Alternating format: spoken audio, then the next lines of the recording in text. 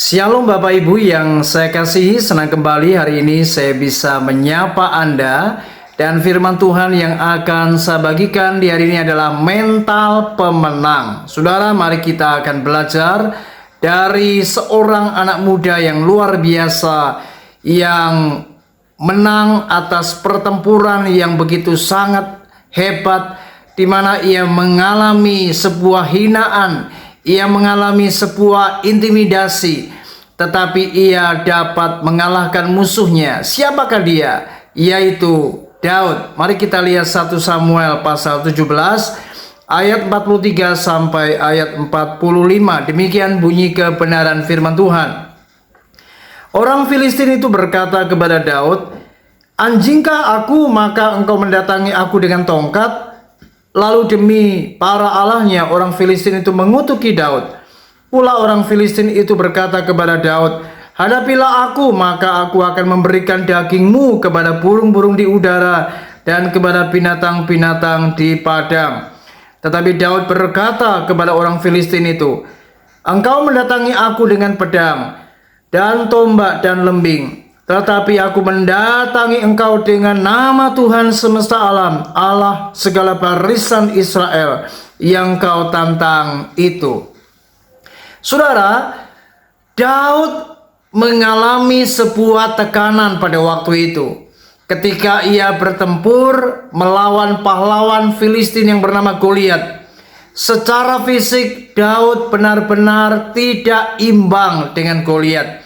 Bahkan Goliat itu sangat besar, sangat mahir. Dia adalah seorang tentara pilihan, dan dia pada waktu itu mengecam Daud, mengutuki Daud, menghina Daud, bahkan mengintimidasi. Tetapi kita lihat Daud adalah orang yang memang memiliki mental pemenang.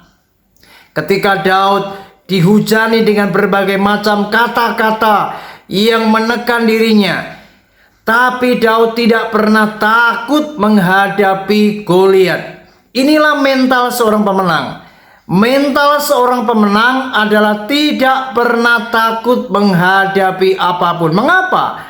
Karena ia tahu dengan siapa ia berdiri, dengan siapa ia bertempur. Inilah mental pemenang.